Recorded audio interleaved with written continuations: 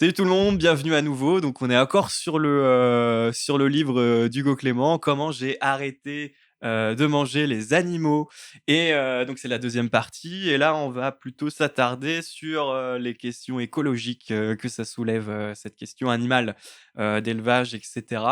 Alors j'avoue, j'ai fait pas mal de recherches et je suppose que vous aussi de toute manière. Et puis il y a pas mal de sur ce thème-là, je trouve qu'on est tous quand même vachement renseignés sur plein de choses. Heu, En fait, c'est qu'on a été très sensibilisés tous de par notre génération, donc je pense qu'on a plein de pensées qui sont venues dès qu'on a lu mmh. cette partie du Bah, ouais, bouquin, tu parce vois. que j'avais une question, j'avais dû vous la poser sur un autre podcast, mais moi, le réchauffement climatique, tu vois, j'avais l'impression qu'on n'en a perçu que les effets que genre, en 2010, tu vois, quand j'étais jeune. Et que quand j'étais au collège, je me disais: «Ah ouais, il existe, mais la science va avancer, ça va être guéri». Il y a 4 ans, je me suis dit: «En fait, c'est la merde», et là, il y a 2 ans, je me dis: «Il faut changer les choses», et je vais changer aussi. Et pour, du coup, parce que réchauffement climatique, moi, j'entendais plus des choses, déforestation, calotte glaciaire qui diminue, et gaz à effet de serre, mais j'ai jamais mis en lien, tout ça avec, l'élevage et la production industrielle, de denrées alimentaires. Et en fait, du coup, c'est que depuis peu, et même, c'est renforcé avec ma lecture, du coup contemporaine là, que, tout est lié, et que maintenant j'ai une autre, appréhension justement du végétarisme. Parce que vous en parlez de votre côté, moi c'est essentiellement des amies femmes, du coup, qui sont végétariennes. Je crois pas avoir de pote mec, végétarien. Ah, lui aussi, il a une amie Ouais, mais j'en végétarienne. ai On a plusieurs, tous j'en une ai. amie végétarienne. Donc du coup, ça va. On Non, peut non, dire ce mais qu'on veut parce qu'on connaît et des que, végétariens. bah, vu que c'est des, très bonnes amies, du coup, bah, très bonnes amies, tu peux, à force de discuter, et cetera, du coup, tu partages, enfin, tu essayes de comprendre leur position, tout ça. Et effectivement, petit à petit, maintenant, bah, tu sais, ça devient un petit peu une, comment dire? Une certitude, ouais, parce qu'avant, j'étais un peu perdu. Je fais: «Bah, végétarien, OK, bon». Je savais pas trop pourquoi, hein. Et là, maintenant, je comprends un peu les enjeux qui soient, on a vu pour la partie précédente, par rapport à la condition animale, mais aussi pour, l'enjeu écologique, et on se rend pas si compte que ça, mais c'est, catastrophique pour être, Et alors, Alors, c'est quoi du coup, Corentin, j'ai envie de te demander l'impact écologique de l'élevage industriel et de la pêche industrielle aujourd'hui eh bien, sur la écoutez, sur planète? l'année 2020, on est sur des chiffres qui sont qui est faramineux. économique, et social. Bon, je vais arrêter ma mauvaise imitation de Didier Deschamps. C'était Didier? Et voilà, je lui ai dit, je te Aussi mets une bien- attaque, il faut tirer, hein, il faut Aussi tirer. bien sur le plan technique Ah non, ça, c'est que Zizou. aquatique, Que t'acotique. C'est on est dans la Zizou. merde, hein. Bah, si. Non, c'est Oui. si, c'est Zizou, t'as raison. Ouais, Quand Il y t'es avait un comme- mix. quand non, t'es mais moi comme- je pense, c'est les deux. je pense Non, que alors oui. l'écologie, ouais, c'est ça, c'est important. C'est une bonne écrose. Pardon. Alors l'élevage, la grande question de l'élevage, le problème c'est principalement la quantité et aussi la nature de cette industrie. On dit souvent, oui, mais le soja provoque, je crois que c'est le soja, oui c'est le soja. La culture du soja provoque une grande partie de la déforestation, ce qui est vrai. Notamment en Amérique du Sud, en Voilà. Amazonie. Mais le soja, il n'est pas pour nourrir les végétariens ou les véganes. Enfin, si, les restes du soja, en l'occurrence, ce qui n'est pas mangé par les animaux, pour le coup, mais le reste, c'est nourri, c'est donné aux animaux pour les nourrir.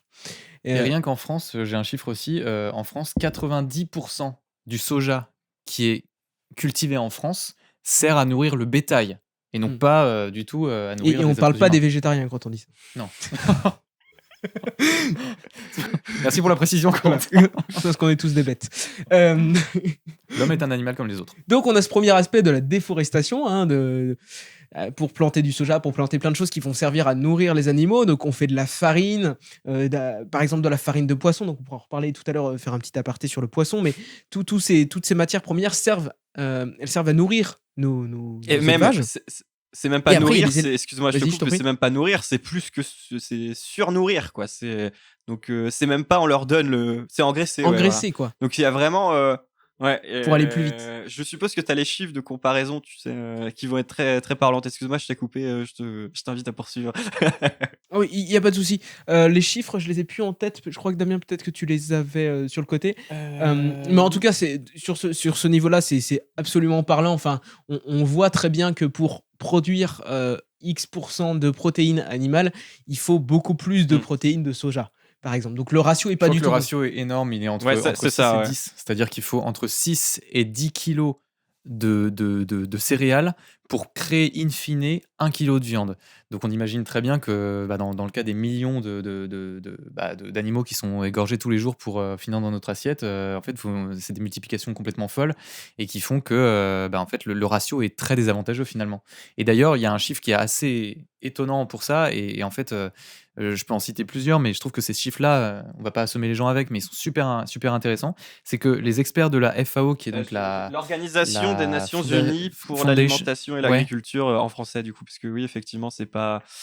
oui, c'est ça. Tu, C'est ça, tu, parce que c'est Foundation for ouais. Agriculture and. Bah, Non, Food and Agriculture Ah, Organization. bref. On a tous compris. Bref, C'est des gens qui Voilà. s'occupent de la nourriture. la FAO. Ils sont donc en c'est lien quand même, avec l'OMS, c'est l'Organisation mondiale de la santé, justement pour.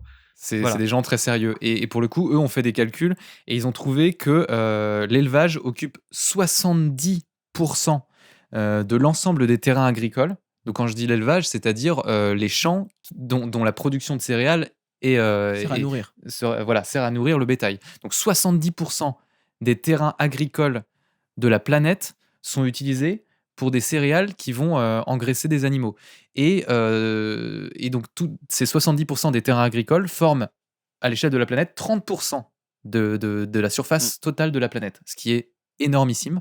Et ils ont calculé aussi qu'en théorie, il y aurait besoin que seulement 20% des terres monopolisées par l'industrie de la viande pour nourrir l'humanité à base de plantes. Ça, c'est ouf. C'est-à-dire que sur toutes ces... Ouais. C'est complètement fou, hein. Ah, Enfin, re- on aurait besoin que de 20% de toutes ces terres agricoles-là si on faisait des céréales qui ne servaient pas à engrosser du bétail, mais à nous nourrir directement nous en Et tant que. on pourrait nourrir complètement fou. l'humanité.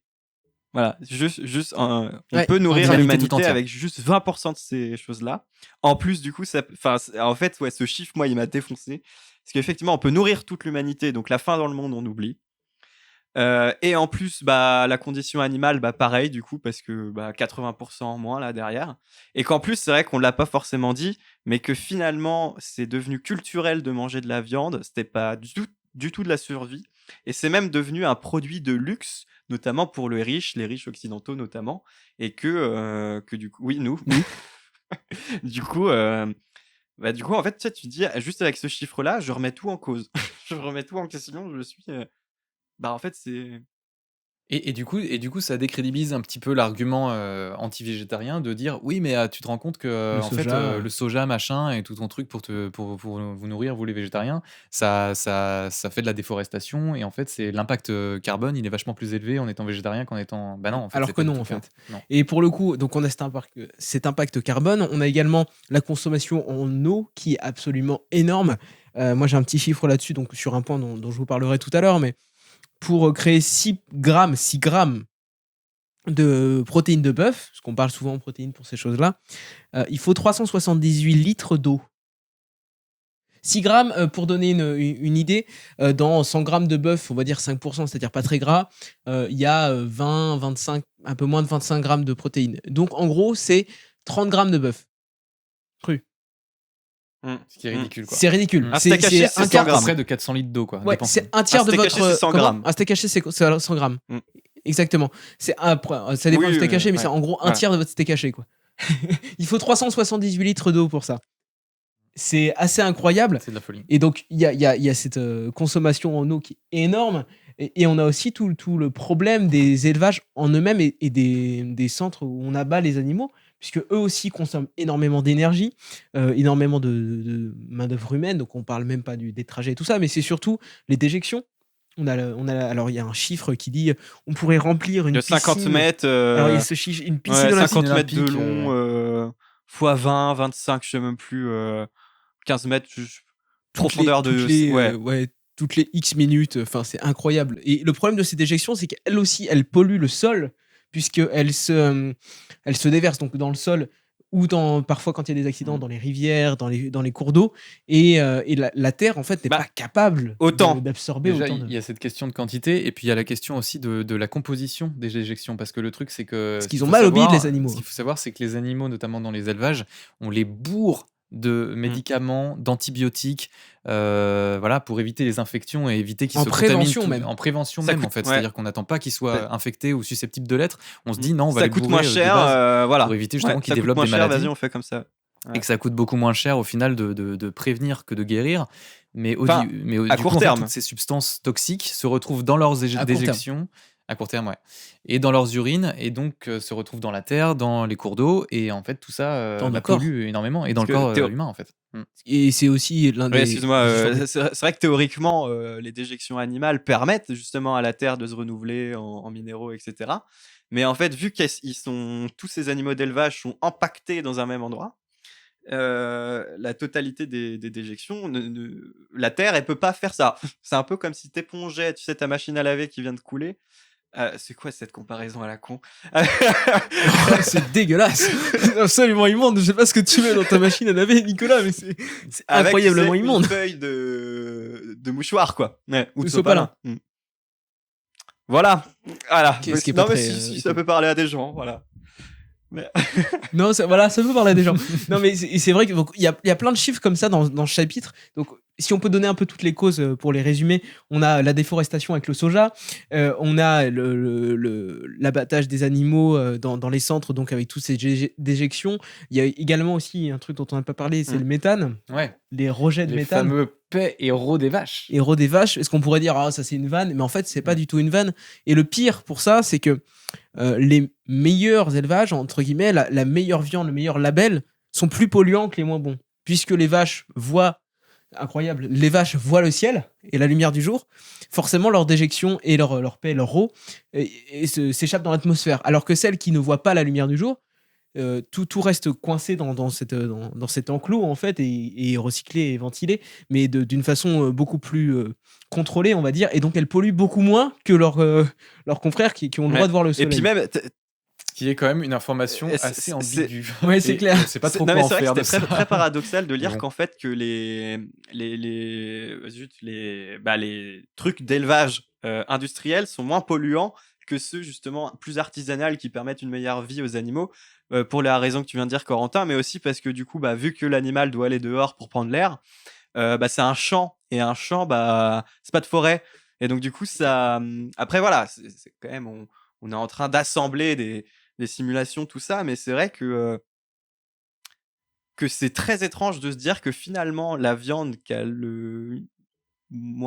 la moins bonne vie, c'est celle qui pollue le moins. Et ça, enfin c'est paradoxal aussi, déjà, que quand tu lis le bouquin, tu perds un peu espoir. Quand tu lis ça en plus, tu dis ouais, mais il y a des choses, je comprends pas, quoi. Je comprends pas comment c'est possible.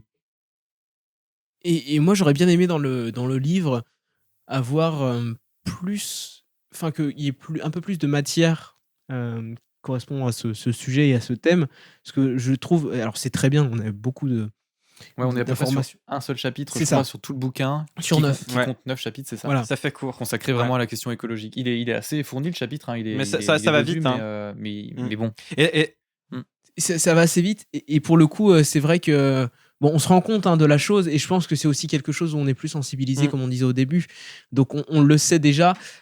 Si je dis pas de bêtises, je crois que c'est l'impact, c'est quelque chose que c'est toujours dans le top 3 des industries les plus polluantes au monde, peu importe je peu vais importe vous les dire, critères, en Et fait. surtout, parce que j'ai Vas-y, Nicolas. blindé en chiffres de trucs qui sont plutôt parlants. Ah, Ouais. incroyable, vas-y. Donc la FAO, on revient à Check it l'Organisation away. des Nations Unies pour l'alimentation et l'agriculture, estime, la La FAO La Food and Agriculture Organization. estime que l'élevage est responsable de 14,5% des émissions mondiales de gaz à effet de serre. Donc c'est un peu plus que les transports, qui sont à 14%. Et j'ai noté aussi que, a priori, la moyenne, c'est que quelqu'un qui mange de la viande, notamment un steak par jour, sa consommation de viande, du coup, elle équivaut en moyenne, à 7,19 kilos de CO2 par jour. Alors, c'est pas très parlant, mais vous allez voir, un VG vu qu'ils mangent pas de viande, c'est 3,81 de rejet, d'émissions de CO2 par jour, et un végétalien, c'est 2,89. Bon, pour vous donner un ordre d'idée, parce que c'est vrai que moi, ça me parlait pas, 7,19 kg de CO2 par jour, je vois pas. Ouais, j'avoue que moi, ça me parle pas du tout. Ah, moi, ça me parle complètement. En gros, j'ai fait pour un trajet de 100 km en voiture. Admettons, tu fais du 8 litres au 100. J'ai dû renseigner pas mal d'informations pour faire cette simulation. Avec une voiture à Bon, la admettons, Fiat peu Panda. importe, mais pour tu consommes 8 km au 100 avec ta bagnole, tu fais 100 km, tu rejettes 19 kg de CO2 dans la nature. 3 steaks. Et donc, la moyenne d'émissions de CO2 par Français en 2018, en tout cas, mais du coup sur l'année, elle est de... essayez de deviner un ordre d'idée. La moyenne en français. Alors, en comptant sachant les transports que ce qui est pris en compte, c'est effectivement la consommation de bouffe, le transport, mais aussi, ils ont ajouté à cela dans la moyenne, tu vois, quand tu es français, tu as accès à certains services, ces services consomment aussi. Donc, du coup, tu as tout ça qui est pris en compte. Et c'est par jour Là, non, je te demande sur l'année. Et comment... Sur l'année, tu veux dire c'est quoi que tu nous demandes en fait déjà? La consommation. Non, ton émission en de CO2. CO2. Ton émission de CO2, du coup. Ton émission de CO2, Ouais, de c'est gaz vrai à que- effet de serre, quoi. Donc, attends, moi, je vais voir sur ça. Annuel pour Ouais. un Français moyen. Moi, je dirais 10 Mais 000. t'as regardé, je t'ai vu. Et puis 10 000. Non, je viens de taper 10 000 sur ma quoi calculatrice. Parce que je suis nul en Mais maths. 10 000 quoi 10 000 quoi non, mais du CO2. Kilo 10 000, Kilo Ouais, voilà. Ah, pas mal, parce qu'en fait, c'est 11 tonnes. Donc 11 000. Ouais. Ah, voilà, donc Ouais, on y est presque. Ouais, Pour le coup. Mais en fait, j'ai simplement calculé les 9 grammes de non-végé par jour, plus en moyenne 10 de. Toi, tout à l'heure, il disait, ouais, moi, ça me parle complètement. Bah oui, en fait, Voilà, ouais, ça parlait bah, complètement. Non, mais c'est énorme. Mais Mais- bien sûr, je pense que le chiffre le plus parlant ici, c'est ce que tu as donné tout à l'heure, Nicolas, c'est 100 km, Ouais, c'est c'est ça, 3 ouais. steaks. 100 km. Et ça, c'est incroyable, parce on pense à la voiture qui pollue beaucoup, mais Ouais, on pense Ouais. pas à nos Et steaks. Quoi. moi, ce qui m'hallucine, c'est le pourcentage. C'est le fait que l'élevage industriel aujourd'hui, ça pollue plus que la totalité des transports de la planète, quoi. C'est à peu près la même, du coup. C'est dingue, quoi. Et pourtant, il y en a des mobylettes qui mais consomment. effectivement, Bah ouais. le chiffre, ouais, ça veut dire que tu manges 3 steaks dans ta journée, t'as émis plus qu'un mec qui a fait 100 km en bagnole, quoi. C'est vrai. Hein. Et ça, c'est Ouais, bluffant. assez Et incroyable. du coup, pour vous donner un autre ordre d'idée, donc un Français, on va dire, c'est 11 tonnes d'émissions de CO2 par an. La moyenne dans l'Union européenne, a priori, ça serait 8,4 tonnes. Et en fait, tenez-vous bien, Ok. pour... Déjà, on est plus fort, Ouais, que donc l'Union bravo. européenne. Ça, c'est quand même bon à savoir. Je trouve qu'on est quand même meilleur. Et Carrément. comment dire, a priori, selon le blog sur lequel j'étais là, c'était Ecotree Green. Bon, voilà.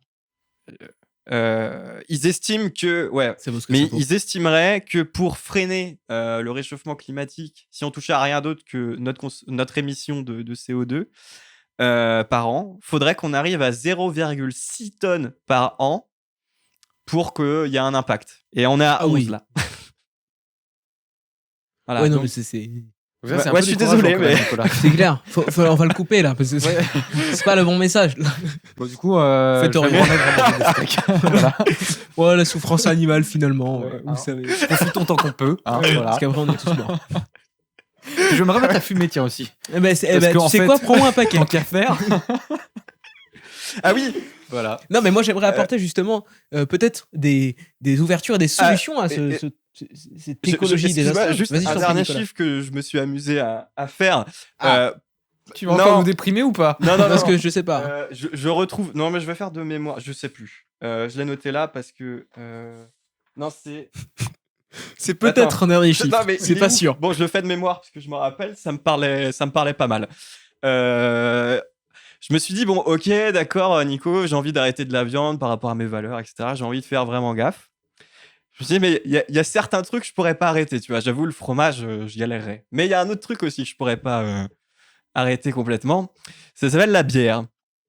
Et selon The Guardian, donc c'est un quotidien de Grande-Bretagne.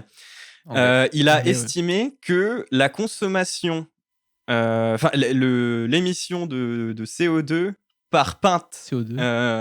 en bar, hein, du coup, c'est 0,3 kg du coup. Par contre, si tu prends une pinte à ta maison, Ah oui. parce que c'est une bière importée, etc., tu arrives à 900 grammes, donc on va dire 1 kg. Donc en fait, si tu bois 7 pintes, tu bouffes un steak en termes d'émissions. Ah bah Du ça coup, va, t'as ouais, encore de la non marge. mais pour vous, Ah remarque, bah non, peut-être qu'il mange 3 steaks et 7 Du pintes en coup, un ça repas. fait en moyenne 4 steaks par soir, en fait. Ah ouais, ah, Du coup, du coup. par soirée du steak. Par soirée, ça fait 4 Ça steaks, fait quoi. 4 steaks par soirée par personne, quand même. T'as intérêt de devenir Tu vois. végétarien. Enfin, en Bretagne, Là, pour le coup. Ok, alors merci pour ces petits chiffres absolument déprimants. Est-ce que tu vas donner un peu de soleil dans Ah, moi, nos je vies vais et de amener un paillettes dans petit nos peu vies? de soleil et de sauterelles dans vos vies. Ah. Alors, il y a plein d'ouvertures, de solutions possibles sur lesquelles les gens bien plus intelligents que nous travaillent. Notamment, alors, ce qui est le plus, on va dire, courant et le plus accessible pour l'instant, ce sont les insectes. Les insectes, c'est une source de protéines assez dense, au moins autant que la nourriture qu'on consomme aujourd'hui, que la viande qu'on consomme aujourd'hui, parfois plus. Alors, ça dépend des sources, mais souvent, moi j'ai vérifié, ils sont souvent équivalents. Et pour le coup, ils consomment beaucoup moins d'énergie, d'espace et d'eau pour être élevés. Et il y a peut-être un peu moins de problèmes de conscience, en tout cas de mon côté, il y a quand même carrément moins de problèmes de conscience. Il n'y a pas tant que ça d'études scientifiques qui ont été menées C'est sur ça. les insectes pour voir si Donc, jusqu'à ce que des chieurs sur- fassent des études scientifiques sur Non, mais s'il y a des chieurs dans notre auditoire, Voilà, exactement. n'hésitez je pas vous aime, hein, c'est à nous annoncer un procès. Voilà. c'est de l'humour. Notamment, donc les insectes, on a les sauterelles, on a tous les vers. Je sais pas si Non. vous en avez déjà mangé. non. Non. Jamais. Moi, j'ai pu goûter ça en Asie. Ouais. Et c'est vrai que, par exemple, je crois que c'est des sauterelles que j'ai dû manger. Ça a un goût en fait de cacahuètes. Et tu les mangeais en sauterelles entières ou C'était est-ce que cuit? c'était broyé? Non, Ça c'était avait sauterelles toujours entières, l'apparence il me de semble. En apparence de Ouais. sauterelle. C'était en, Et c'était en fait, en c'est souvent apparence de grillé. sauterelle. J'ai gueulé Pardon dans le micro alors que le micro est là. C'est en apparence de sauterelle que tu l'as mangé? Et c'était cru, c'était grillé, il y avait une sauce? Ouais. Non, c'était grillé, c'était Quoi vivant. Non, non, je déconne. C'était grillé. Il me semble que c'était des sauterelles. Mais Hein, ça fait longtemps. Mais donc par exemple, la sauterelle, elle a quand même pas mal de protéines dans sa base dans sa base anatomique. Je sais pas si ça se dit. En tout cas, dans sa viande. Et ça permettrait de remplacer notamment la consommation de viande classique, on va dire, parce que ça reste de la viande, je pense, même si tu manges un animal en entier. Et surtout, ça permettrait de réduire les coûts énergétiques de toute cette production. J'ai un petit chiffre sympa. Donc, les 378 litres d'eau de tout à l'heure, c'est pas au pif, c'est un équivalent en gallons américains. 5 litres? Les États-Unis qui les utilisent. Donc, les 378 litres d'eau permettent de créer 6 grammes de protéines de bœuf, 18 grammes de protéines de poulet, qui ont besoin de moins d'eau pour être produits, et 238 grammes de protéines de sauterelles. 238 face à 18 et 6. Donc, au niveau énergétique, on n'est pas du tout sur le même délire. C'est-à-dire que ça permet de quand même de produire de la protéine animale à un coût énergétique qui est bien moindre. Alors, bien sûr, il y a tout le chapitre souffrance animale dans la première partie du podcast que je vous invite à aller écouter si ce n'est pas fait. Mais outre, si on passe cette question-là, parce que c'est forcément une autre question et chacun son éthique, je pense qu'au niveau écologique, c'est possiblement une solution. Le seul problème, c'est notre vision des insectes. C'est ça. En fait, c'est ce truc de est-ce que l'insecte est un animal ou pas? Si la réponse est tranchée du côté que oui, bah, les végétariens ne seraient pas d'accord avec le fait de manger d'insectes. Du coup, j'ai posé la question à une amie qui est végétalienne même. Justement, je lui ai dit, parce qu'effectivement, moi, si je deviens végétarien, c'est essentiellement plutôt pour le côté écologique. Enfin, quoique, du coup, je me dis de ne pas faire souffrir des animaux. C'est-à-dire que tu mais n'aimes c'est pas les ça. animaux. C'est que, comme toi, un C'est petit ça. peu, Corentin, tout à l'heure, on se disait, bah, on est encore un petit peu éloigné de ça, même si petit à petit, il y a un déclic qui arrive. Mais essentiellement, là, ça serait effectivement d'abord pour des valeurs plutôt écologiques. Mais du coup, j'ai posé la question, bah, si jamais on sauvait le monde, ben, on nous sauvait, parce que la planète s'en fout, elle va continuer. Bref, si jamais toute la planète consommait des insectes, est-ce que les végétariens qu'on franchit le pas avant, est-ce que certains seraient capables de remanger de la viande notamment, enfin des insectes. Et effectivement, si un végétarien a des valeurs, est devenu végétarien, notamment pour les conditions animales, etc., je doute fortement, parce que pour moi, un insecte, c'est un animal, que ça devienne un repas. Mais est-ce que Corentin, sais-tu, je me posais la question, parce que je pense qu'il y a beaucoup de mangeurs d'insectes dans le monde déjà, quoi. Il y a Ah, il y en a peut-être énormément, ouais. peut-être Il y plus en a que de beaucoup. végétariens. J'avoue, je sais pas du tout, mais c'est une. En tout cas, la consommation d'insectes, c'est dans la culture de beaucoup de civilisations. En Asie, en Afrique notamment, il y a toujours eu des insectes de consommer, tout simplement parce que déjà, c'est ce qui Mm. était disponible, beaucoup. Et aussi parce que c'est en fait une espèce de mets qu'on mange comme ça, qu'on grignote, et il n'y a absolument aucun problème à Puis manger. les vertus nutritives des Voilà. insectes sont assez fortes, quoi. Et ça permet de survivre parfois et aussi de se nourrir. Et moi, je pensais, donc c'est un super point que vous avez abordé sur le fait que est-ce que les végétariens mangeraient des insectes. Je pense que ça dépend des végétariens et de ce qu'ils ont comme rapport avec les animaux. Chacun son rapport. Mais par contre, la question en Occident, qu'est-ce qu'il faudrait pour changer notre point de vue sur les insectes en repas?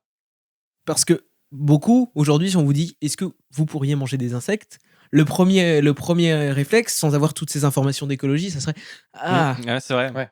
pas ouf. Et ça serait même pas lié au rapport aux animaux. En Non, fait. non, Ça serait pas du tout, Ah non, ils sont beaucoup Les pauvres trop. insectes, Voilà, non, les pas pauvres du tout. insectes, C'est dégueulasse, C'est vraiment quoi. un espèce de dégoût culturel en fait qui est hyper inscrit dans notre en Occident en fait. J'ai l'impression. Et même moi, personnellement, je suis pas sûr. Enfin, je pense qu'avec l'habitude, on peut tout faire.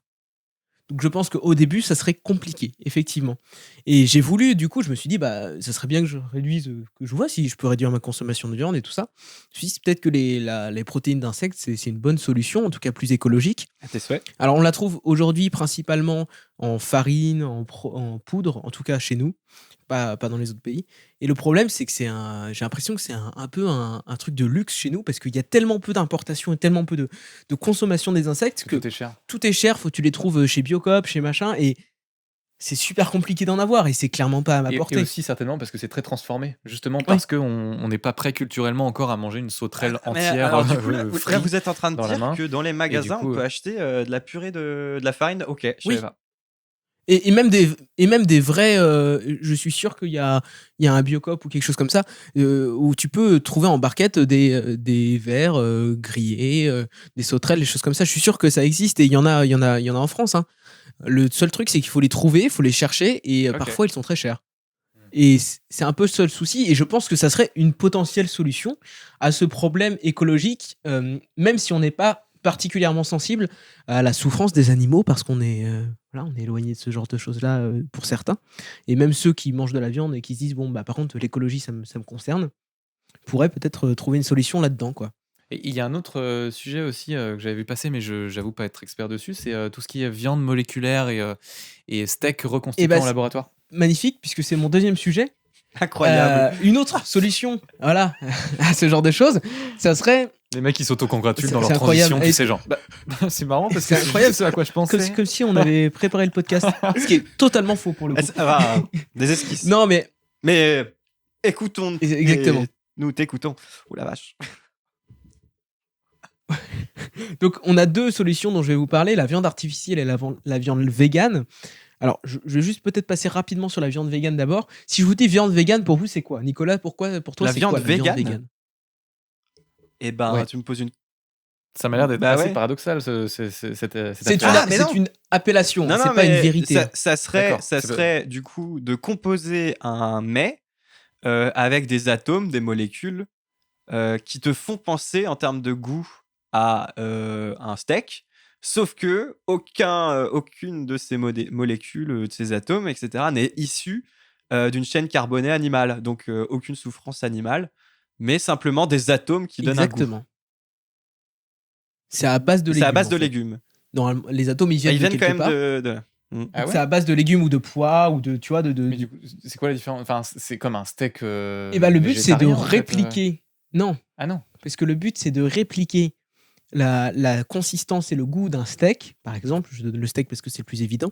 Désolé, je viens de taper dans mon micro, désolé pour les auditeurs. C'est de répliquer cette substance et que ça ressemble vraiment le plus possible à un steak qu'avec des Et comment substances tu fais pour végétariennes. Et comment tu dis le goût, c'est le goût d'un steak, c'est ça? Parce que déjà, je pense que c'est propre à chacun par rapport à tes papilles gustatives, genre de choses. Et en plus, comment tu oui, mais recrées. globalement, Ouais, bon, si c'est tu vrai, veux. là, je chipote. Mais comment tu recrées en molécules un goût? Et Mais pour le quel coup, bon alors, élève, il pose les bonnes questions. ça, c'est une Enfin. bonne question. Non, par contre, j'ai un petit Fais-le là exemple. maintenant, là, par Maintenant, là, exemple. tout de suite dans la cuisine. Eh bien, venez en cuisine avec moi. Et en guest, on a Gordon Ramsay. C'est parti. Non, on a par exemple un exemple qui est super, qui est le plus connu, je pense, c'est Impossible Burger, qui est le burger impossible, qui a été sorti par. Alors, j'ai plus le nom de la société, mais qui est ultra connu et qui a été notamment dans les Big Mac, non, dans les Whopper de Burger King, les Whopper VG. Pendant un moment, ils ont fait ça. Et je crois que c'est eux qui ont sorti un burger avec le Impossible Burger à l'intérieur. Et donc, c'est quand même. J'en ai jamais goûté, donc je peux pas attester du goût. Mais en tout cas, sur la texture, on a ça. Bon, quand tu sais que c'est des légumes, forcément ton cerveau te dit ah, c'est des légumes. Mais tu peux pas vraiment savoir. Le steak saigne même, entre Ah bon? guillemets. C'est-à-dire que quand t'appuies dessus, il y a vraiment Il y un a liquide du rouge qui jus. sort un peu. Waouh. Et donc, vraiment, le but, c'est de tromper Ouais. l'essence pour manger un steak, mais fait de légumes. Donc, ça, c'est une solution. Est-ce que c'est la meilleure solution? Peut-être que c'est quand même mieux au niveau émission que l'élevage. Après, je sais pas, les processus pour les transformer, c'est peut-être complexe, Ah c'est oui, peut-être à améliorer. Et la dernière solution dont excuse-moi, vous je te parliez, recoupe, mais du coup, ça me pose question, du coup, cette solution. Effectivement, bon, voilà, la complexité de l'action, hein, de transformer ça en, en viande, enfin, de faire cette transformation si complexe, je pense effectivement, ça a un coût. Est-ce que tu as une idée en termes de coût, peut-être énergétique, tout ça? Parce que ça doit être vénère. Et en combien de temps, tu vois? Est-ce que. Je suis désolé de te prendre un petit peu au. Voilà. mais il n'y a pas de souci, je viens de faire une petite recherche. J'ai un coût qui va plus parler aux auditeurs, je pense. Alors, bien sûr, c'est beaucoup plus cher aujourd'hui. Donc, la viande, elle est bien sûr. Enfin, elle est produite en quantité qui sont bien moindres qu'un vrai steak classique de bœuf ou de vache en l'occurrence. Donc, je suis en train de faire des petites recherches rapidement, mais il me semble que forcément le coût est beaucoup plus élevé. Hein, mais le but, c'est d'avoir une économie d'échelle à terme et que si le burger est. Là, tu parles du coût en espèces, En de espèces l'argent. pour L'argent, le- ouais, parce que Ouais, Nicolas te mais- posait la question plus sur le coût environnemental du truc. Mais je Ouais. pense que ça, c'est un peu dur à. Mais c'est un peu définir. dur à Je demandais au cas où, définir quoi. parce qu'en plus, il n'y a pas beaucoup. Je demandais au Pardon cas où, si tu avais l'info. Quoi. Pas de souci. Pour l'instant, moi, j'ai pas l'information. Elle est sûrement trouvable quelque part, mais quand il n'y a pas beaucoup de producteurs. Mais pour vous répondre, du coup, pour te répondre, Corentin, sur ce truc de coût, de combien ça coûte en fait de faire que ce soit d'ailleurs de la viande végane certainement ou de la viande moléculaire, des steaks moléculaires, c'est assez. Alors, c'est évidemment super cher. Enfin, le coût de fabrication, enfin, ce que ça pourrait être vendu en restaurant aujourd'hui, ça serait hyper cher. Mais il faut se dire que au moment où la recherche en était encore à ses balbutiements, il y a encore 5-10 ans, ça coûtait encore genre 100 fois plus cher. C'est-à-dire que si aujourd'hui les industriels voient de l'intérêt à développer ce genre de procédé, ce genre de viande, les coûts vont fatalement baisser. C'est comme vous voyez les clés USB qui coûtaient genre 20 € les 4 gigas il y a 10 ans, et maintenant ça coûte 50 € le Tera, quoi. Parce que du coup, il y a eu énormément de capitaux investis parce qu'on voyait qu'il y avait un marché, on voyait qu'il y avait le marché de la data et de la sauvegarde qui explosait. Et du coup, déjà, le coût de fabrication d'un steak moléculaire aujourd'hui est déjà quasiment 100 fois moins cher qu'il y a quelques années. Et du coup, on peut se dire Exactement. qu'il pourrait y avoir le jour où il y aura un intérêt industriel Il et y a déjà un où les intérêt. clients seront là et où les industriels se diront ok, les gens sont prêts à payer pour ça, il y a forcément des trucs de compétitivité qui vont se réajuster. C'est ce qui est en train de se passer d'ailleurs, parce que en fait, il va y avoir une crise de toute façon écologique, il va falloir que ça change. Et donc, les industriels sont déjà. C'est la course, une vraie course à l'armement au niveau du développement de ces viandes moléculaires, et on va en parler juste là. J'ai une réponse pour toi, Nicolas, juste avant. Alors, j'ai Business Insider qui nous dit que moins d'une livre, donc c'est-à-dire moins de 450 grammes de viande végé, est vendu à 9 $. Ok. Ce qui donne en gros 20 $ le kilo, quoi, à peu près, je pense. Qui Ça du coup va. est pas si cher. Oui, mais C'est plus cher. c'est comparé. C'est plus cher, du coup, à- si tu compares, mais. Ouais. Voilà. c'est bien sûr Mm. beaucoup C'est plus cher que comparé de la à leur viande, consommation mais, de viande ou aux ouais. États-Unis, comme par exemple en Irlande, quand j'avais été bosser là-bas, je te jure, j'achetais un poulet entier là pour 2 €. C'est incroyable. Ouais, bien sûr. Donc c'est vraiment très très peu cher. En France, notre viande est particulièrement chère, j'ai l'impression. Mm. Mais beaucoup plus qu'aux États-Unis en tout cas. Et donc sur cette industrie de la viande moléculaire, on appelle ça de la viande artificielle. Je pense que c'est une possible solution dans le futur également, puisque elle pourrait consommer à une échelle industrielle 96% moins de gaz. Elle émettrait 96% de moins de gaz à effet de serre et consommerait 96% Attends, moins d'eau la pour produire. Ah La ouais? viande Ah la artificielle. vache. Ah bah go, faut y aller. 96% moins de gaz et C'est moins d'eau. parti. Ouais, C'est- ouais. C'est incroyable, voilà, c'est parti. Et c'est là où il y a une vraie course à l'armement entre plein de compagnies en ce moment, entre plein de sociétés, parce qu'il y a un vrai marché qui arrive très bientôt et qui a déjà commencé, je vais vous en parler, pour reproduire la viande la plus fidèle possible. Parce qu'en fait, le processus, c'est qu'on part de cellules souches d'animaux qui sont prises sur les animaux sans leur faire de mal. Et ensuite, un peu comme pour faire un bébé éprouvette, je sais pas si ça se dit encore, mais voilà, j'ai plus le terme technique. En fait, on fait se reproduire les cellules souches au fur et à mesure dans un environnement propice à ça, et elles grandissent dans un frigo, dans des petits bocals, et on a vraiment des morceaux de viande entiers donc c'est assez complexe parce qu'il faut que la séquence moléculaire soit la bonne pour avoir la bonne texture, le bon goût, tout ça. Donc tout ça, c'est encore en recherche. Mais il y a vraiment déjà des steaks qui existent, des morceaux de steak. Des steaks hachés, c'est beaucoup plus simple. Des nuggets, c'est beaucoup plus simple à faire aussi, par exemple, de poulet. Et je sais que dans le petit reportage que j'ai regardé, qui était du New York Times, il me semble, il montrait un morceau donc, à l'écran de la taille de votre paume de la main, à peu près, qui coûtait, aujourd'hui, ça coûtait $50 il y a 2 ans à peu près. Ça coûtait $50 à produire. Mais à l'échelle, ça sera beaucoup moins cher, bien entendu. Et il y a une nouvelle dans cette industrie, puisque en décembre 2020, pour la première fois, une société américaine donc, qui s'appelle Eat Just, donc manger Éthique, éthique, juste, voilà, ouais. a été acceptée par l'organisation qui s'occupe des reviews de la viande, de la sécurité de la viande et de la nourriture à Singapour. Donc, ils ont le tampon approuvé pour la consommation à Singapour pour leurs chicken bites, c'est-à-dire leurs morceaux de poulet, leurs bouchées de poulet, pour qu'elles soient vendues dans le commerce. Et ils ont eu cette approbation, donc ils ont déjà commencé à vendre leur viande Ah artificielle. ouais, donc c'est Et il y a Ça, un- c'est pour le réel, coup, quoi. c'est quand même un sacré C'est enjeu réel. parce que pour le coup, en termes écologiques, en termes de souffrance animale et en termes nutritifs, c'est une possible solution. C'est un truc qui ferait coïncider les intérêts de beaucoup de gens, quoi. Et je pense que c'est une question qui serait intéressante à poser à quelqu'un qui est végétarien. Est-ce que si la viande qui était créée de façon artificielle, est-ce que ça poserait un problème? Moi, dans la logique que j'ai compris, que je pense que vous avez compris aussi, ça serait non, tant que l'animal n'est pas maltraité. Est-ce que ça ferait changer d'avis des gens qui ont déjà changé de mode de vie? Ça, je ne sais pas. Ouais, mais du coup, ça poserait d'autres questions, parce que déjà, de toute manière, dans l'histoire des sciences, etc., chaque invention a toujours eu ce qu'on appelle, il me semble, un effet rebond. C'est-à-dire que du coup, on invente une technologie pour répondre à un problème, sauf qu'évidemment, il y a des répercussions plus tard et ça crée un autre problème. Bon, là, pour le coup, je sais pas ce que ça pourrait être, mais peut-être que ça poserait aussi des questions. Là, par exemple, je sais pas, j'imagine peut-être trop de trucs ou je regarde trop de films, mais par exemple, c'est une super question qui pourrait être trop cool à poser à un VG. Mais tu vois, il pourrait dire, mais qu'est-ce qui me dit que c'est bien, enfin qu'on se fout pas de ma gueule. Parce qu'imagine, c'est toujours moins cher tu vois, il y aurait peut-être des marchés. Oui, Tu vois ce que- d'accord. Mais là, on part dans du complotisme. Ah, mais Enfin, toujours. qu'est-ce qui nous dit que... Mais oui, non, mais je suis d'accord. Tu vois, mais tu vois ce que mais je veux dire? Bien sûr, il faut avoir mais un que- minimum. Excuse-moi, il faut avoir un minimum de confiance dans le système pour vivre en fait dans mais- ce système. Non, mais C'est juste une t'as question raison. qui se Mais mord par la queue un contre, petit peu. là où vraiment voilà, chaque invention répond à un problème, mais en crée un autre. Donc, Ah. du coup, à voir ce que ça va donner. Bien sûr, bien Mais, entendu. mais bon. Mais Après, pourquoi pas, hein. consommer 96% de moins de ressources et abolir la souffrance animale, je pense que oui.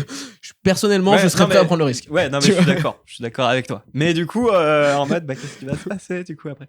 Ouais. Ah, non, ouais, on ne sait pas. Mais on oui, sait oui, pas. oui. Damien, est-ce que tu as une dernière pensée pour conclure cette petite partie? Alors, pas une dernière pensée, mais ce que je vous propose, en fait, Hugo Clément, dans son bouquin, parle toujours dans ce côté écologique, d'un accident qui s'est passé en 2018 en Bretagne. Il y a une canalisation dans une fosse à lisier d'un abattoir qui s'est rompue et qui a fait que 100 000 litres de déjection animale issues de cet abattoir se sont déversés dans le cours d'eau le plus proche, c'était le Jet. Pile quand Euh, j'étais en train de prendre ma douche dans le cours d'eau en plus. Comme par hasard, Comme par- coïncidence, je ne crois Voilà, pas. d'où le problème de machine à laver de tout à l'heure. Voilà, donc du coup, énorme pollution et énorme conséquences climatiques. Du coup, il y a une association qui s'est un petit peu spécialisée dans la préservation des cours d'eau, qui s'appelle Eau et Rivières de Bretagne, du coup en Bretagne, qui s'est emparée de ce problème et qui a poursuivi l'exploitation porcine devant les tribunaux. Et du coup, cette association-là, maintenant, régulièrement poursuit les industriels pour pollution, en fait. Et ce que je vous propose, c'est qu'on met en ligne un intervenant C'est pas vrai. mais si, Incroyable. mais si, qui est juriste dans cette association-là, aux Rivières de Bretagne. Il s'appelle Brieux et il a accepté de répondre à quelques-unes de nos questions. Donc, est-ce que ça vous Ah, dit de de ouf. lui en poser? Et bah, vous connectez à Volley Studio, quoi. C'est parti. Duplex. Duplex. Donc moi je suis Brieux Le Roc. Donc là aujourd'hui ma fonction entre guillemets, ce qui m'occupe la plupart de mon temps, c'est que je suis donc juriste dans une association de protection de l'environnement qui s'appelle Eau et Rivières de Bretagne. Et donc moi mon travail consiste à donc assurer la défense des intérêts de l'association, qui est une association, donc je vous disais, protection de l'environnement, et son objectif, c'est en fait la défense des milieux aquatiques, la qualité de l'eau, et aussi l'ensemble de l'eau, aussi en matière, tout ce qui est quantitatif aussi, quoi. Donc qualité, quantité de l'eau, défense donc à la fois des espèces, la faune, la flore et tout qui dépendent des milieux aquatiques, et aussi des intérêts des consommateurs. Et donc je suis à disposition aussi des adhérents de l'association, des associations membres de l'association. Parce que Eau et Rivières de Bretagne, donc c'est une association de 1300 1400 adhérents maintenant, avec 100 associations membres. Donc en fait c'est une petite fédération, mais bon ça passe ce rôle-là. Mais disons que c'est un mouvement associatif qui vise à défendre donc l'eau et les usagers de l'eau.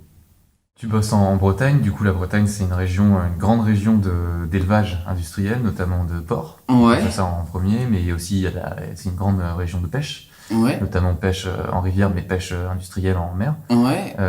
De quelle pollution on parle, de quelles conséquences sur l'environnement on parle quand je te dis élevage industriel et pêche industrielle? Si on parle de la pêche, alors la pêche en mer.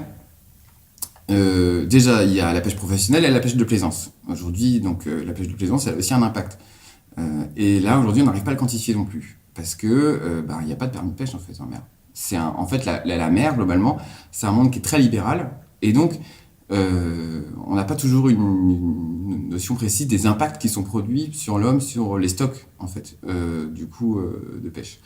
Donc, globalement, on peut être d'accord pour se dire que l'écrasante majorité des poissons que les gens consomment, Ouais. ils sont issus quand même de la pêche à très grande échelle et pas de la pêche de plaisance. juste Déjà, comme ça. le premier poisson qu'on consomme en France, c'est du saumon. Et le saumon, c'est quoi? C'est que de l'import, quasiment. C'est presque que de l'import. Et c'est des fermes d'élevage, plutôt en Norvège, en Écosse ou en Irlande. Les licences de pêche de saumon sauvage, je sais pas si à usage professionnel pour les revendre, je sais pas s'il en existe beaucoup. Parce qu'en fait, le saumon sauvage, tout simplement, c'est une espèce symbole. Alors, c'est symbole de l'association Eau et Rivières de Bretagne, d'ailleurs. Parce que le saumon, c'est le symbole de l'eau pure, en fait, quoi. C'est sans rupture de continuité écologique. Et c'est une eau pure où, en fait, on a une qualité environnementale qui est bonne. C'est pour ça que c'est un peu ce qu'on appelle une espèce parapluie, où, en fait, quand il y a beaucoup de saumon dans une rivière, on a tendance à se dire qu'évidemment, la rivière vient bien, parce que pour que le saumon soit là, c'est qu'il y a de la bouffe, c'est qu'il y a une bonne continuité écologique, c'est que globalement, les stress de polluants sont pas trop là, et donc, pour avoir beaucoup de saumon dans une rivière, c'est un bon symbole. Donc c'est pour ça que c'est souvent un critère qui est intéressant à regarder. Mais alors, pour ce qui est de la pêche indus, on peut dire que oui, en fait, ce qu'on trouve en supermarché, en grande distrie, c'est de la pêche, on peut dire que c'est de la pêche indus, mais encore c'est compliqué parce que la traçabilité elle est pas évidente non plus. Il peut y avoir des conséquences environnementales du style prise de dauphins, etc. Alors les pêches, en fait c'est les prises d'accessoires. C'est souvent en fait ce qui est problématique, c'est qu'on a pas mal de pêches qui prennent des poissons. On cible des espèces, mais en fait par exemple des modes de pêche. Donc ça peut être souvent par exemple quand on fait du bardeling, c'est super parce que là on utilise du coup les ligneurs ils mettent justement ils mettent des palangres, ce genre de choses, et ils vont récupérer du coup uniquement ils vont facilement cibler quand même le poisson désiré, donc les bars ou les carnassiers. Après tu as d'autres méthodes comme le chalut et les chaluts pélagiques ou ce genre de choses, où là on va récupérer pas mal de choses, on va récupérer pas que les espèces qui sont ciblées, quoi. Et voilà, moi je suis pas trop spécialisé dessus, mais souvent en fait il y a une ONG, notamment Sea Shepherd, qui met vraiment qui éclaire énormément le fait que voilà on chope des prises accessoires, les dauphins, etc. Et puis le problème, c'est que généralement, quand on les remet à la mer, des fois on les remet pas à la mer, et puis quand on les remet à la mer, ils sont toujours ils sont blessés. On les remet pas à la mer parce qu'en fait, il y a une obligation de zéro rejet en mer. Hein. C'est une obligation réglementaire européenne. Hein. C'est dans la PCP, ça. C'est zéro rejet en mer. Donc zéro rejet en mer, c'est-à-dire qu'en fait, dès que les mecs ils récupèrent quelque chose sur le bateau, ils n'ont pas le droit de les rejeter normalement. Donc, ça a des effets pervers, quoi. C'est que, on récupère tout, mais ok, mais les prises d'accessoires, une fois qu'ils sont ramenés à la terre, on fait quoi avec ça, quoi? Non mais c'est vrai, quoi.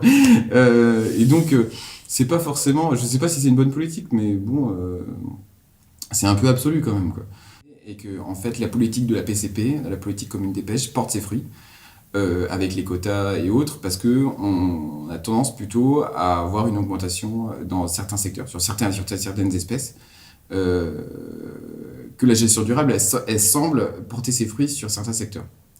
Ça, c'est plutôt le cas. Putain, on n'entend pas trop ça, mais non, contrairement à ce qu'on... On parle de l'Atlantique Nord-Est, hein, ce qu'on connaît. Sauf qu'il y a beaucoup la pêche qui n'est pas durable, entre guillemets, c'est les espèces qui sont souvent pêchées hors Union. Bref, on prend, c'est plutôt le système de l'économie d'échelle, quoi. On fait des énormes trucs, on fait des énormes bateaux qu'on va pêcher sur des gros stocks, et en fait on se rend compte que ces gros stocks qui sont cassés à la gueule rapidement. Voilà. C'est l'histoire de la morue des Terre-Neuve.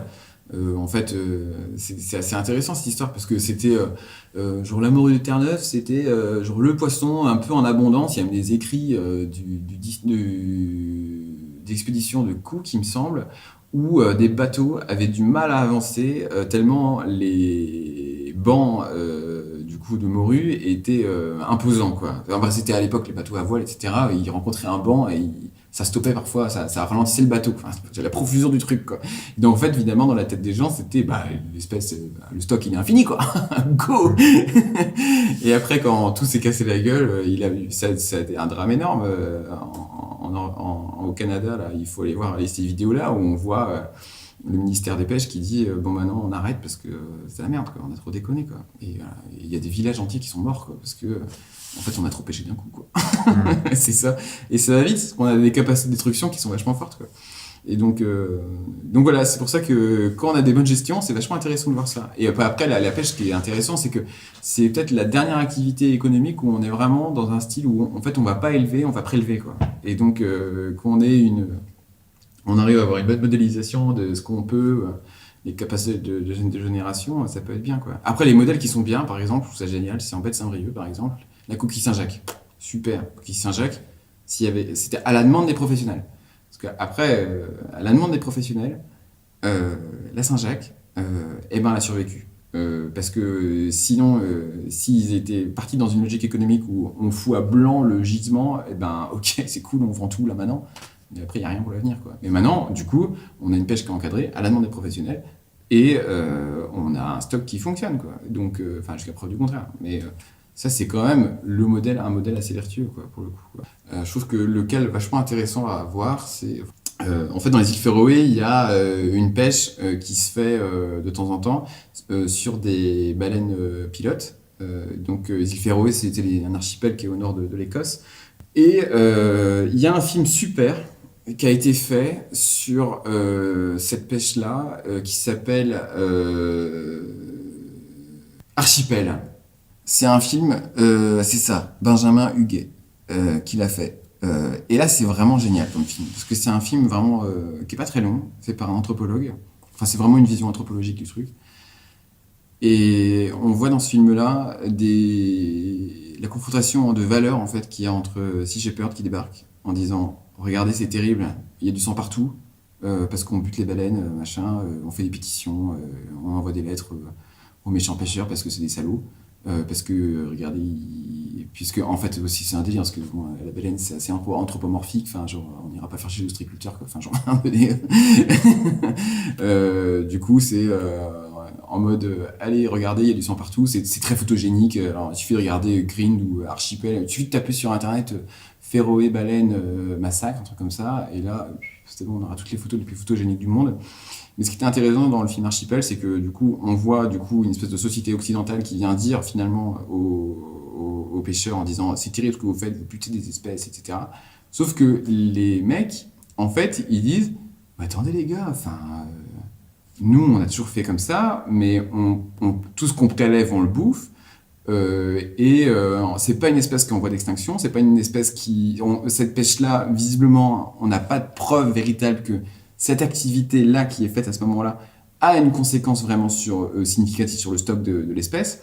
Donc, il y a une exploitation qui est, moi, j'ai l'impression, de ce que j'ai pu voir, qui est relativement durable, dans le sens où c'est quelque chose qui continue et qui ne met pas en péril l'espèce. Enfin, il y a une exploitation à peu près qui paraît assez décente, quoi.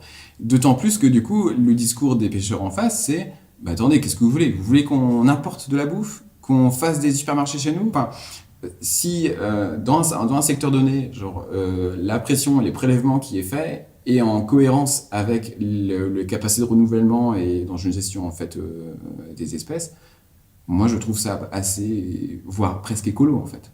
Après, écologie, quand on dit écologie, c'est aussi une science, quoi. C'est la science de l'habitat et c'est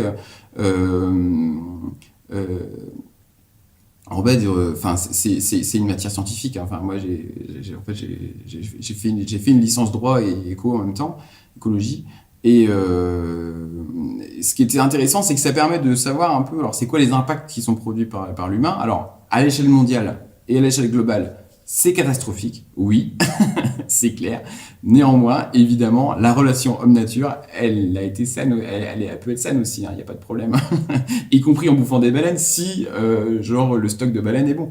C'est pour ça que je vais volontairement dans ce propos caricatural-là pour dire que oui, en fait, il y a des nuances partout. Est-ce que tu peux nous parler justement des conséquences et de la pollution dont on parle quand on pense aux élevages à grande échelle d'animaux de bétail?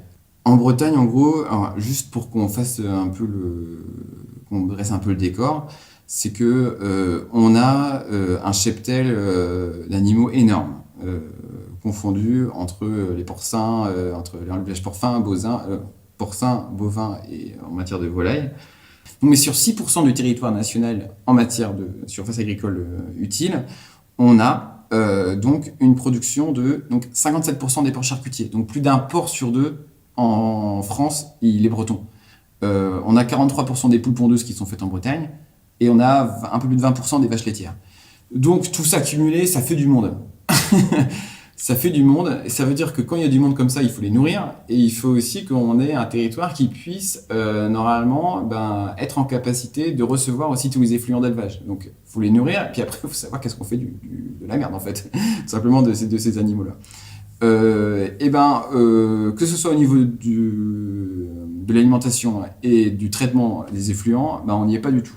Et c'est ça le problème. En fait, en Bretagne, on considère que globalement, il faudrait 2 fois la Bretagne pour nourrir ce qu'elle a sur son territoire. Donc du coup, là. Donc en fait, cette deuxième Bretagne, on va la chercher ailleurs, notamment au Brésil. donc ça a des conséquences déforestation, OGM, phyto et compagnie, quoi. Évidemment, en Bretagne, ce que je veux dire, il n'y a pas les agriculteurs ou l'élevage, ça n'existe pas. Il y a toujours plein d'éleveurs ou plein d'agriculteurs, plein d'élevages différents. Mais ce qu'il faut savoir, c'est que du coup, on a des exploitations qui ont globalement grandi au fur et à mesure des années. On se retrouve face à des personnes qui se disent toujours un peu agriculteurs ou paysans, mais le problème c'est qu'en fait aujourd'hui ça n'est plus trop le cas, c'est davantage en fait des chefs d'unité industriels. Dans le sens où ce sont des exploitations qui ont tellement grandi qu'elles provoquent aujourd'hui des nuisances pour l'environnement qui sont assez conséquentes. Donc, vu que ce sont des installations industrielles, il faut évidemment qu'il y ait une prévention des risques industriels. Il faut que tous les moyens soient mis en place pour qu'on n'ait pas de catastrophe industrielle. Le problème... Et alors du coup, c'est quoi les fameuses conséquences et du coup les potentielles catastrophes industrielles? C'est ce qui se passe. Ouais. Du coup, clairement, alors aujourd'hui, les catastrophes industrielles, il y en a plusieurs. Il y en a qui sont, on va dire, permanentes, un peu plus diffuses, et d'autres qui peuvent être très ponctuelles. Disons que celles qui sont diffuses, ce qu'il faut savoir, c'est que c'est l'eutrophisation de manière générale. L'eutrophisation, c'est le fait qu'on ait, lors des activités d'épandage, en fait, c'est ça qui se fait souvent, les activités d'épandage, quand on va rebalancer les effluents d'élevage sur le territoire, on va avoir ce qu'on appelle des fuites d'azote, qui se transforment en nitrate, qui partent évidemment dans les cours d'eau. Et en 2006, c'était ça, on considère que c'était 98% des flux de nitrate vers les cours d'eau étaient issus de l'activité agricole. Ça va donner trop de bouffe, on va dire, à un environnement, et il y a des espèces qui vont proliférer, et c'est ce qu'on va appeler c'est ça qui va, en fait, c'est une espèce végétale qui est naturellement présente, hein, qui va prendre le dessus par rapport aux autres, et qui va être trop compétitive, et qui va détruire le reste. Les algues vertes, par exemple, l'algue en elle, donc l'algue, elle est bien connue. Elle a toujours été là, il n'y a pas de problème, c'est une espèce présente, hein, il n'y a pas de souci. Mais sauf que, en fait, vu qu'elle a trop d'apports nutritifs, elle s'est développée très rapidement et trop. Et donc, du coup, c'est pour ça qu'on a des importants phénomènes de marée verte. Et là, c'est une catastrophe écologique, parce que, en fait, c'est un déséquilibre biologique. Les étangs aussi, en matière d'eau douce, les cyanobactéries. Les cyanobactéries, du coup, c'est parce que quand il y a trop d'eutrophisation, en fait, ça flingue, du coup, des plans d'eau. Et en fait, avec cette prolifération, à la fois au niveau des cyanos et à la fois au niveau des algues vertes, s'il y a trop de prolifération, quand il y a une grosse concentration comme ça, en fait, arrivé à un certain moment, il peut y avoir donc, des phénomènes toxiques. Pour ce qui est des algues vertes, ce qu'on appelle l'H2S, là, donc c'est le gaz qui s'échappe des algues une fois séchées, quand il y en a en trop grande quantité, et il peut y avoir à certaines concentrations, ça peut provoquer des problèmes. Les cyanos, c'est pareil aussi au niveau des plans d'eau. Donc, il y a des mortalités qui ont été constatées, etc. Donc ça, c'est un phénomène qui est carrément pervers. C'est ça. Là, c'est le déséquilibre qu'il y a eu. Et donc, c'est pour ça qu'il faut vous retrouver une bonne qualité des eaux. Et donc, ça a une conséquence en matière de santé humaine, parce que je termine là-dessus, c'est passer les 50 mg de nitrate par litre. Ça veut dire que c'est pas une eau qui est propre à la consommation humaine pour la vie de tous les jours. Et passer 100 mg de nitrate par litre, c'est une eau qui n'est pas potable. Donc, oui, les conséquences, elles sont sanitaires. Donc là, c'est l'effet pervers. En fait, ça revient à la gueule, du coup, finalement, des personnes. Alors ça, c'est les pollutions diffuses. Après, les pollutions plus ponctuelles, c'est en fait le phénomène d'avoir une grosse concentration d'élevage industriel, d'installation industrielle, du coup. On va plutôt parler de ça. On va avoir, finalement, des erreurs qui sont humaines. La pompe fonctionnait pas, il y a une canalisation qui a une rupture, il y a toujours, c'est un accident industriel comme il peut arriver, il y a un manque d'entretien, défaut de vigilance, le mec n'était pas là, enfin il y a toujours un truc comme n'importe quel accident. Là on peut avoir des déversements du lisier et donc des flux d'élevage qui vont dans les cours d'eau, et là du coup on a une asphyxie directe de la faune, et donc là on va voir, c'est assez ponctuel, mais c'est pour les 5 ans à venir, souvent sur un cours d'eau. Donc, globalement c'est ça, moi je dis 5 ans parce qu'en fait quand on a une pollution d'élevage sur un cours d'eau, c'est C'est du coup toute la faune est flinguée et le temps que on retrouve l'état antérieur avant la pollution, c'est globalement 5 ans. Et du coup, c'est combien de procédures lancées par ton association contre des élevages, par exemple porcins ou Alors, il n'y a bovins? pas que les élevages qui sont concernés. Ouais. En tout cas, combien de procédures lancées pour accidents industriels et potentiellement catastrophes écologiques? Alors, j'ai essayé de regarder. Alors, depuis sa création, les Rivières de Bretagne, on a un peu plus de 700 jugements à notre actif. La plupart contre des activités industrielles. Aujourd'hui, on en est à une dizaine par an à peu près. Entre 10 et 15 par an au niveau des élevages industriels. Au niveau des affaires juridiques, ce que je veux dire, c'est que la saisine des juridictions, que ce soit administrative ou judiciaire, c'est plutôt déjà le constat d'un échec. En fait, la grande majorité des moyens déployés par les associations, ça va être avant tout dans la prévention des atteintes à l'environnement. C'est plutôt dans une démarche préventive en disant quand il y a une extension, on participe le plus possible de façon à infléchir le plus possible sur les décisions publiques pour que l'élevage, l'extension prévue soit mieux encadrée, voire ne se fasse pas, pour qu'il y ait le plus de modifications possible. On utilise tous les moyens de participation à la portée de l'association pour que ces activités soient le plus en adéquation avec l'environnement. Et quand ça ne suffit pas, quand l'échec est constaté, on saisit les juridictions pour essayer d'avoir gain de cause. Mais évidemment, les dossiers qui sont sélectionnés, on va essayer de réfléchir, ça va être quoi la plus-value environnementale aussi, évidemment, à saisir la juridiction. Parce qu'on ne saisit pas les juges pour le plaisir, quoi. C'est évidemment plutôt là-dessus. Et alors, si tu pouvais nous expliquer comment ça se passe une procédure quand t'en arrives à cette extrémité-là. Alors, avec, par exemple, je sais pas, peut-être nous prendre un cas que tu as vécu il y a quelques mois ou quelques années, dont tu peux nous parler un truc très concret. Dans le podcast avant, là, vous avez parlé de la pollution du jet, là. Alors, c'est le jet, c'est pas le jet. Merci. Ça m'a fait marrer. Mais du coup, alors, le jet à Quimper. Non, pas Quimper. Le jet, il passe à Quimper, mais le jet, c'était à Elian, en fait, cette pollution-là. C'était en avril 2018. Et là, c'est un accident chronique, un accident ponctuel, je veux dire. C'est une installation qui a déjà connu la justice par le passé. Hein. Ce que je veux dire, c'est que la délinquance environnementale, c'est une délinquance de col blanc. De col blanc ou, on va dire, de professionnel. Dans le sens où, quand on va à une audience correctionnelle aujourd'hui, on va pas voir beaucoup de chefs d'entreprise. On va voir beaucoup une population assez défavorisée, pour des affaires de stupes, surtout des classes populaires en fait qu'on va retrouver dans le tribunal correctionnel. Et quand des chefs d'entreprise ou des chefs d'exploitation vont se retrouver en fait devant la barre, ils comprennent pas ce qu'ils foutent là. Ça c'est clair, ils disent je suis pas un délinquant, enfin, moi j'ai tué personne quoi.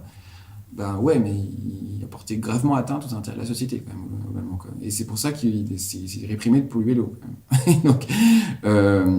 Et donc ce qui s'est passé sur ce traitement judiciaire là, sur cette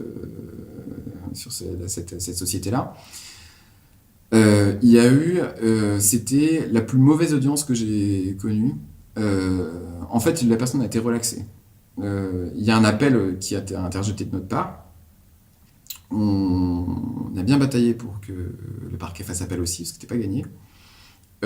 Mais c'était pour dire que, en fait... Est-ce qu'on peut rappeler juste les circonstances, peut-être? Les circonstances. L'accident. Il y a un accident. L'accident, ce qui s'est passé, c'est qu'il y a des tuyaux de transfert. C'est-à-dire, il y avait 2 fosses à lisier et il y avait les tuyaux de canalisation de fosses qui se sont cassés, alors qui étaient soi-disant pas aux normes, qui se sont cassés et ça a provoqué du coup une fuite importante et donc il y a plusieurs centaines de mètres cubes, pas mal quand même, de lisier qui sont allés dans le jet et qui ont flingué toute la rivière et donc mortalité piscicole importante sur plus d'une dizaine de kilomètres de mémoire, avec une mortalité totale quoi, de poissons quoi, tout à la surface. Donc enquête de gendarmerie, la personne est convoquée évidemment au tribunal, elle se retrouve au tribunal, donc l'affaire est toujours en cours, hein, parce que du coup ça va en appel, mais elle va au tribunal et face à la juridiction pénale, en fait, on voit que le juge et la formation de jugement ne semblent pas vraiment avoir une analyse assez fine, on va dire, du droit de l'environnement. Parce que le droit pénal de l'environnement, c'est pas le droit pénal tout court, quoi. C'est assez... Et donc, il y a eu des débats juridiques, clairement, et ça aboutit à la relaxe. Alors, je vais pas rentrer dans les détails, mais ça aboutit, parce que l'affaire est toujours en cours. Donc, ça aboutit à une relaxe généralisée, quoi. Alors même qu'il y avait une pollution qui avait été constatée, etc., avec une défiance, avec... Attends, mais un truc de barjo. Pollution, mortalité piscicole, contravention relevée par les inspections des installations classées en disant que oui, dans le processus industriel, il y avait un problème aussi. Donc en fait, on avait tout qui était rempli. Et bam, relax. Mais genre, le dispositif du jugement est complètement hallucinant. Et, et là, on se retrouve finalement juste avec l'illustration que, la justice en France, elle n'est pas armée face à ce type de situation. Elle n'a pas, il n'y a pas de moyens, en fait. Ce qui veut dire que, en fait, quand on parle de procès ou ce genre de choses, les dispositifs aujourd'hui, ils existent. Mais en fait, ça sert à rien de créer nos articles de loi. Mais rien. Aujourd'hui, il faut des moyens pour la justice pour appliquer les choses. Enfin, c'est juste ça, quoi. Il faut des moyens pour les autorités de l'État. Quand tu parles des moyens pour former la magistrature aussi, et pour former les juges et pour les... Et puis les inspecteurs de l'environnement. Si on avait des magistrats qui étaient vraiment spécialisés en matière environnementale, ce serait peut-être pas arrivé, en fait. Je prends un autre exemple. Je prends... c'est toujours une affaire en cours, ça aussi, mais c'est pollution dans le Nord Finistère. Une dizaine de kilomètres de cours d'eau pollués aussi. Le mec, il passe... À la suite de quoi, du coup Pareil, exactement pareil. C'est toujours pareil, de toute façon. Une erreur humaine, boum, ça casse, tout part à la flotte. Tous les poissons sont morts sur 10 km, 5 ans avant la prochaine, quoi. Et puis, souvent... non, mais ça, c'est classique. En 2018, il y a eu plus de 23 pollutions dans le Finistère. Uniquement de ce type de choses. Donc, il y a eu plus d'une pollution par mois, quoi. Donc, plus d'une pollution... je sais pas combien de cours d'eau... En fait, tout ce qu'on a à attendre, c'est que nous, rivières et crèvent, quoi, au fur et à mesure, quoi. C'est un truc de fou. Non, mais c'est hallucinant. Et donc... la réponse de l'autorité judiciaire en face, c'est 750 € d'amende pour quelqu'un qui a détruit 10 km de cours d'eau. 750 € d'amende. J'accable pas toute la profession, encore une fois. Mais c'est juste que, en fait, il y a une sensibilité du risque industriel qui est pas forcément présent, j'ai l'impression, quoi. Et c'est pas normal d'avoir 23 pollutions en une année sur un seul département à cause d'un seul secteur agricole, quoi. Un seul secteur économique, enfin, genre 23 pollutions de cours d'eau ayant entraîné des mortalités. C'est un truc de barjo, hein. Enfin, et ça, c'est celles qu'on voit passer. Parce que, en fait, toutes celles qu'on voit passer, ça, c'est celles qui sont fait flasher au radar, hein. Parce qu'après, il y a toutes celles qu'on sait pas, hein. Enfin, je veux dire, c'est pas toutes celles qui sont déclarées, quoi. Et donc, ça fait peur, hein. Enfin, ça fait peur. On a plus de la moitié de la production des porcs. On a quasiment 43% des poules et 21% des vaches sur 6% du territoire national. Mais c'est un truc de barjo. Enfin, genre, évidemment, l'objectif, c'est réduire le cheptel. Enfin, au bout d'un moment, on voit bien que ça déconne. Enfin, genre, c'est réduire. En fait, il faut baisser, quoi. Enfin, genre, je veux dire, on fait de la qualité, je sais pas, mais enfin, l'urgence, aujourd'hui, évidemment, c'est diminuer le cheptel pour diminuer les pressions environnementales qui sont sur ces milieux-là, quoi. Il y a une question que je voulais te poser, vu qu'on approche de la fin de l'entretien, tu vois, c'est plutôt une question personnelle à ce moment-là. C'est toi, est-ce que tu es végétarien ou pas ? Et où est-ce que tu te situes en fait dans cette question-là ? Parce que on sait que pour pas mal de végétariens, l'argument écologique est un argument fort, tu vois, pour se dire, bah voilà, non seulement j'arrête de faire souffrir les animaux, mais en plus, j'arrête de faire souffrir la planète. Enfin, toi, t'en es où dans ces questions-là, si t'acceptes de me... Ouais, bien sûr, pas de problème. Alors moi, je suis pas du tout végétarien, absolument pas. Mais en fait, je trouve que le fait d'être végétarien, en conséquence, si le fait d'être végétarien en réaction par rapport aux conséquences environnementales, c'est, si on réagit de cette façon, si on dit, je suis végétarien parce que machin, moi, ça me pose un problème dans le sens où je trouve que c'est pas quelque chose qui est très nuancé. Dans le sens où, comme je disais au début, si tu connais ton éleveur, parce qu'en fait, l'emploi local, il faut... Enfin, je veux dire, la Bretagne, ça restera une terre agricole, ça reste une terre d'élevage, et ça le restera, ça c'est clair et net. Il y a des très bons produits qui existent. C'est pour ça que quand je dis il n'y a pas des agriculteurs, mais il y a pas un agriculteur, mais il y a des agriculteurs. Il faut soutenir évidemment ceux qui font de la bonne qualité, qui sont conscients évidemment des impacts qu'ils produisent. Alors je dis pas qu'il faut manger du bœuf de Kobe en Bretagne, c'est pas du tout ça, mais c'est juste que si on connaît l'éleveur, je pense que c'est un bon truc, quoi. Après, il y a aussi le fait que en fait il faut aujourd'hui les fermes elles se sont pas mal fermées. Et d'autant plus maintenant en réaction avec des mouvements très virulents, que je condamne complètement. Quand des agriculteurs sont traités de nazis, mais alors ça c'est insupportable. Je condamne ça absolument, quoi. Donc c'est pour ça que moi j'aurais tendance, si en écoutant ce qui avait été dit précédemment, si dans les émissions d'avant, moi j'ai tendance plutôt à me désolidariser de certains propos. Enfin, je ne me solidarise pas, je veux dire, de certains propos. Parce que justement, ça, en côtoyant en fait les éleveurs, on en apprend beaucoup et ça déconstruit beaucoup. Ça déconstruit beaucoup de choses. Moi, j'aurais tendance à être assez prudent sur les propos et en apportant toujours un maximum de nuances parce qu'on trouvera, on va surtout balancer des grands chiffres du modèle Indus, machin, etc. Mais en fait, la solution, je pense qu'elle est relativement simple. C'est en connaissant, juste en prenant conscience et en faisant connaissance avec les gens avec qui on va acheter la bouffe. Et voilà. Et du coup, la solution, alors c'est un peu con, là, ça va s'adresser pas forcément à des gens qui ont un SMIC,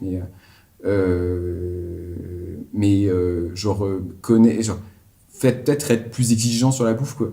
Et que quand on a une tranche de jambon à 10 centimes, pourquoi est-ce qu'elle vaut 10 centimes, quoi? Mais bon, après, moi je suis quand même globalement contre, absolument contre le fait de réprimer le comportement du consommateur. Parce que l'écologie et le fait de changer nos habitudes individuelles, c'est pas ça qui va changer le monde, hein, clairement. Enfin, non mais c'est vrai. À partir du moment où les gens ne s'organiseront pas en collectivité ou en association pour aller faire bouger les politiques publiques et les politiques du secteur économique, là on en a rien à foutre, hein. Enfin, genre, ça changera jamais, hein. Enfin, genre, les colibris, à un moment donné...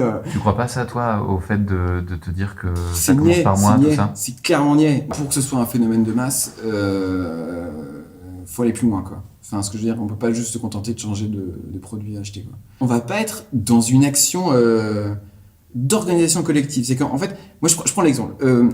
On va en Angleterre. Les gens en Angleterre, combien d'adhérents il y a à la Lifebird Conservation Society? Je sais pas son nom exact, mais l'équivalent de la LPO.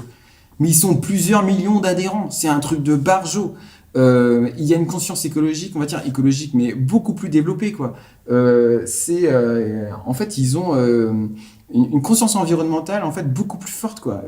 Ils ont un lien, ils connaissent l'environnement. Enfin, il y a une culture environnementale qui est largement plus forte. Aujourd'hui, mais c'est juste à pleurer le nombre d'adhérents qu'il y a dans les associations de protection de l'environnement. Alors je fais pas la pub pour les assos, mais en fait, globalement, pas que dans les assos de protection de l'environnement, mais dans la société civile de manière générale, elle est très peu représentée parce que les gens adhèrent pas beaucoup en France, en vrai. En fait, on se dit, l'État qui fait, les assos, elles sont suffisamment subventionnées, donc c'est bon. Mais que ce soit dans le secteur culturel, ou partout, mais il y a quasiment pas beaucoup, parce que on est toujours dans ce délire où l'État, il est encore dans un système d'État-providence et il va gérer. Sauf que non, les assos, si elles sont là, c'est parce qu'il y a une carence du service public et du système étatique et que c'est en s'organisant collectivement qu'on peut y arriver, quoi. Adhérer à un truc, mais même à l'assaut de quartier, je sais pas, mais en fait, et pas être dans un rapport de consommation, en fait, surtout ça. Parce que c'est pas l'État qui va nous aider, hein. C'est pas... Enfin, si, il fait déjà beaucoup de choses, mais c'est pas... En fait, il faut créer aussi notre propre sécu environnementale, quoi. Enfin, il faut qu'on se donne les moyens pour y arriver, quoi. Et donc, l'organisation collective, c'est une très bonne alternative, je pense.